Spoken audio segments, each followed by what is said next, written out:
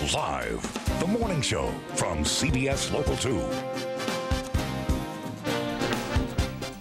Welcome back, and we are joined now by Dr. Timothy Jochen, a local dermatologist. And we're here to talk today about National Eczema Month, which is the month of October. We usually associate the month of October with Halloween and temperatures falling, but this is truly a serious condition, a skin condition that affects what?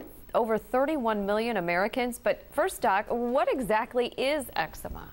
Well, eczema is inflammation of the skin, and it's important for three reasons. First of all, it's very itchy. And some people say itch is worse than pain. And so people go crazy with this condition. Some people will even go to the emergency room because they're suffering with it. Number two, it looks like a rash. And so my patients really are worried about what other people will think. You know, a lot of people are afraid that people will think they're contagious, so they're afraid to go to the pool, they're afraid to go to school. Well, what causes it? Well, it's inherited, and so you're genetically predisposed to getting this condition. Most people get it when they're young, and it gets less severe as you get older. However, it does predispose you to having sensitive skin for the rest of your life. You do have sensitive skin? Is that what you said, for the rest of your life because of this? But it's something that is hereditary? Well, you inherit it, and most people show the signs early on in their life, but it will become less severe in most people over time. However, my population tends to be a little bit older because of where we live, and they still can suffer very severely from this condition. What are the early signs?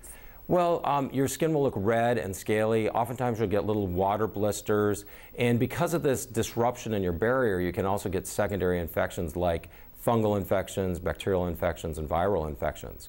If you have it, most people will know, though, because you'll have these red, scaly spots that itch like crazy. And how do you, as a doctor, determine that it's not just a, well, poison ivy or something along those lines that some parent may just overlook completely?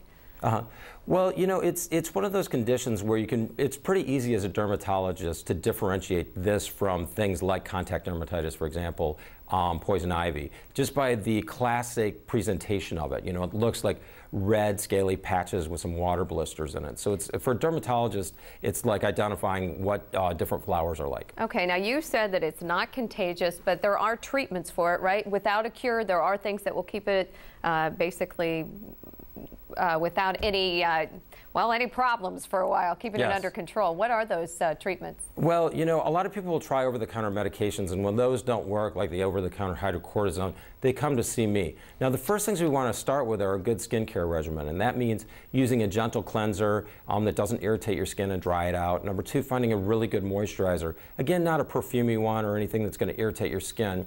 And then finally, we can do things like topical steroids, but we also have new treatments out there that don't thin your skin like the topical steroids. And these would be Protopic and Elidel. So they're great for calming down the inflammation without thinning your skin. Okay, the best advice, though, doctor, is to come see a dermatologist like yourself and get the right diagnosis right off the bat. That's correct. Thank you. Thank you, doctor.